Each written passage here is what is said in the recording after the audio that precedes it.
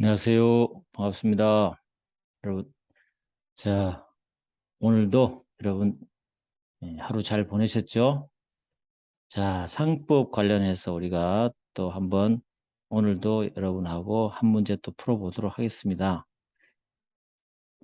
하루하루가 굉장히 빨리 가죠, 여러분. 그죠? 시간이, 이제 며칠 안 남았다고 생각하면 더 빨라지고 그렇습니다. 속도가 굉장히 빠르고 또 그러네요. 저 또한 이제 시간이 빨리 간다는 느낌이 막 듭니다. 자, 50강이요. 오늘도 주식과 관련된 내용을 좀 해볼 건데, 여러분하고 주식 관련 볼게요. 요거는 변시 6회에 나왔던 건데, 2017년에 기출됐던 문제입니다. 이것도 사례형으로 여러 가지 종합적으로 한꺼번에 뭐 잘 물어봤는데, 학생들한테는 좀 어렵게 느껴질 수 있었죠. 너무 종합적으로 잘 물어봤어요.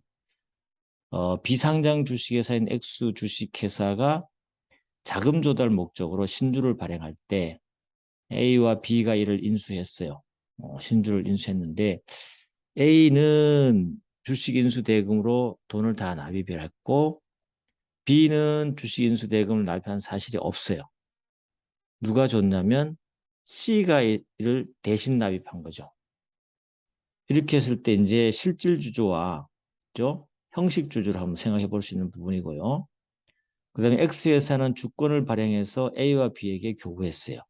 X회사는 주권을 발행을 했습니다. 교부를 했는데, 이 주주명부에 기재를 했는데, A와 B가 교부했고, 주주명부에 기재를 했어요. X회사는. 그 A는 자신이 보유하는 X회사 주식 전부를 D에게 양도했어요. A, B에게 다 주주명부 기재한 상태에서 A는 자신이 보유하는 X 주식회사를 전부 다 D에게 양도를 했어요. 근데 아직 D에게 명의 개설을 하지 않았어요. 그러면 어떻게 돼요? 회사 입장에서는 명의 개설되어 있는 A만이 될 것이고 양도받은 양수인은 명의 개설을 하지 않은 한 회사에 대해서 대항할 수 없는 상황이 벌어지겠죠. 그죠? 그런 겁니다. 그럼 이와 관련해서 우리가 사례로 쟁점이 될 수 있는 거 한번 다 그림으로 한번 나타내 보면 이렇게 될 것 같아요. X 회사가 주권 불소지 X 회사가 비상장 회사인데 주식을 발행을 했어요. A 발행하고 신주 발행하고 인수해서 주주 명부에도 A를 기재했고 그 다음에 신주 대금도 납입을 했어요. 그 다음에 주주 B가 이렇게 신주 발행해서 인수한 다음에 주주 명부에 기재까지 마치고 인수 대금을 납입해야 되는데 인수 대금을 B가 납입한 것이 아니고 누가? B 대신 C가 납입했단 말이죠. 이 C가 이제 실질 주주가 될 거냐 이 문제거든요. 과연 이게 실질 주주가 될까요? 그걸 한번 생각해 보셔야 될 것 같고 다음에 D가 등장합니다. D가 A로부터 주식을 전부 양도받았어요. 양수인이에요. 실제 양도받았는데 D가 아직 명의 개설을 하지 않은 상태예요. 이럴 때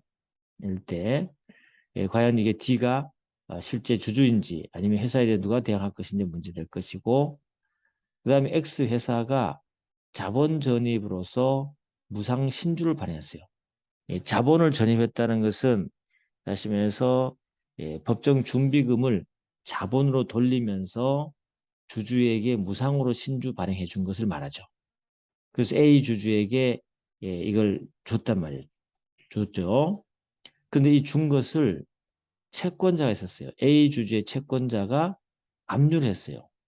사실은 이 무상 신주 발행해서 누가 가져가야 되는 거죠? D가 지금 인수한 자, 양수한 자잖아, 그죠? D가 가져가야 되는데 사실 이건 누구 거죠? D 거라고 볼 수 있죠. 실질주로 한다면. 그런데도 채권자가 A의 채권자가 이걸 압류했다. 가능할 거냐 이 말이죠. 가능할 거냐? 그 다음에 D가요. 주권 제시를 해서 명의개설 청구를 했는데 A 회사가 정당한 사유 없이 거절했어요. 안 해줬다는 거 D에게. 이럴 때 D가 명의개설 없이도 주주의 권리를 행사할 수 있을까요?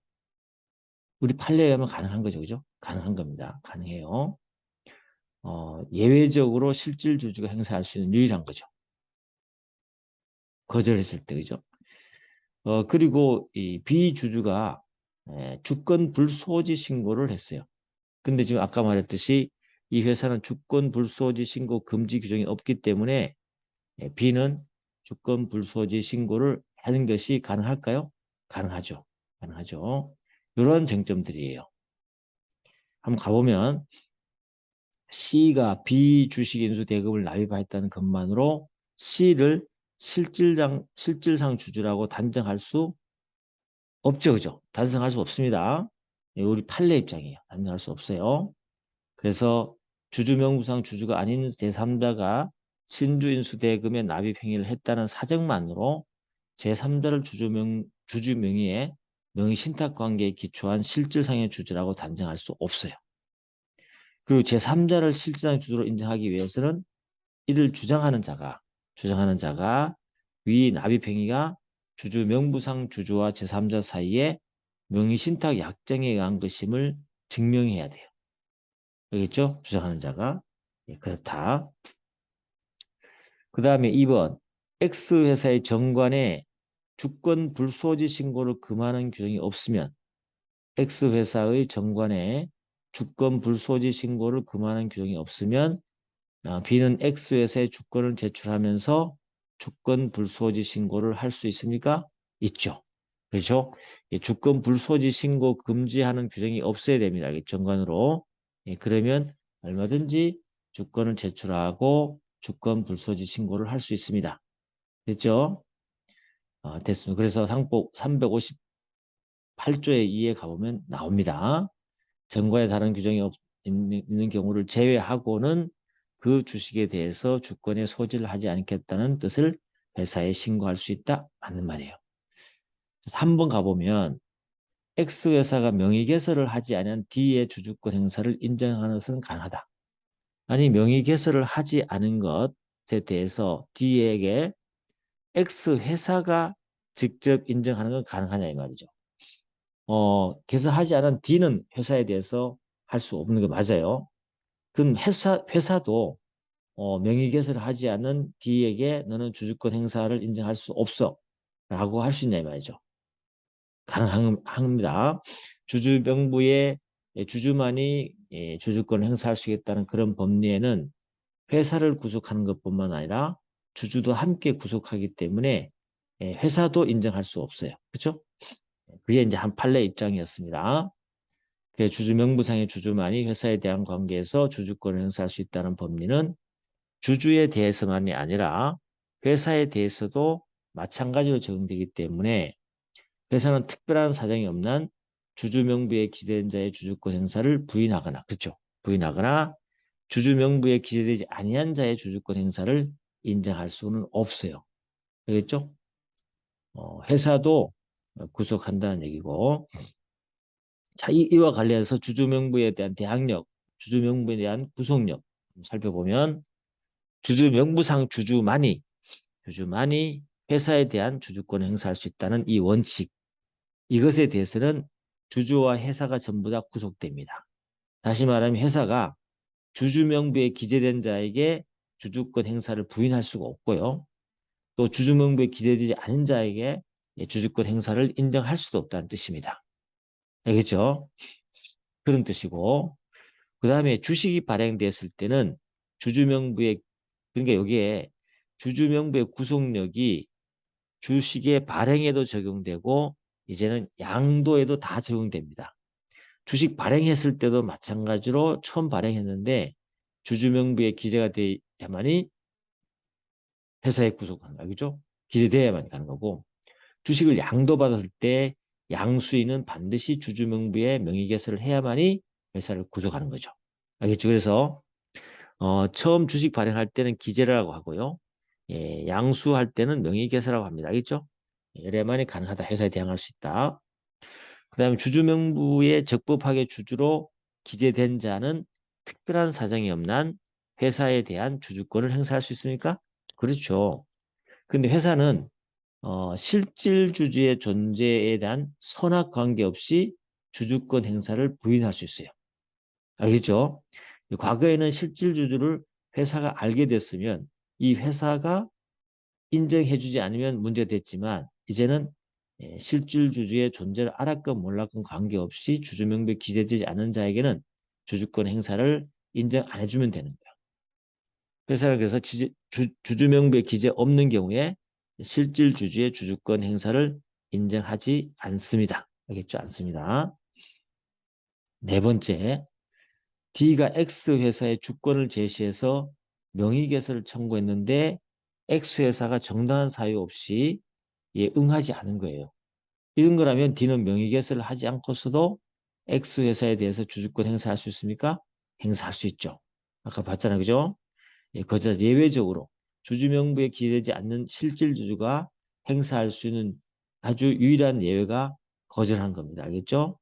그 다음에 그래서 부당하게 지연되거나 거절했을 때 극히 예외적인 사정이 있는 경우에 한해서 실질주주가 주주명부에 기재되지 않더라도 주주권을 행사할 수 있는 경우입니다.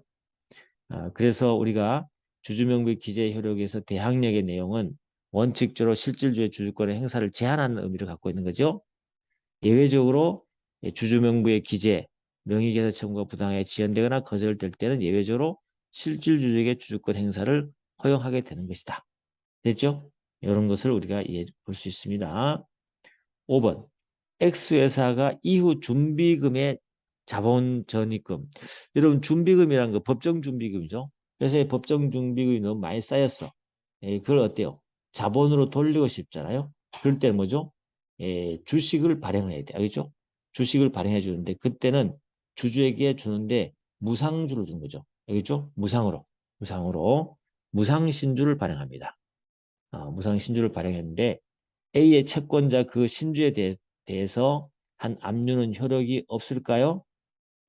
아닙니다. 효력이 있습니다. 왜냐하면 A는 일단 주주 명부상 주주고요.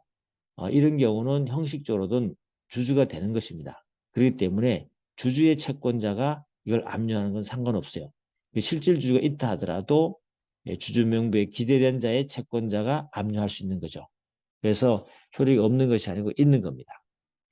됐죠? 그래서 상법 461조에 의하면 주식회사가 이 자본준비금을 다시 말해 법정준비금을 자본금으로 전입할 때는 보통 이사회 결의 거칩니다. 여러분 알아두셔야 돼요. 이사회 결의 거쳐서 준비금을 자본금으로 전입하거든요.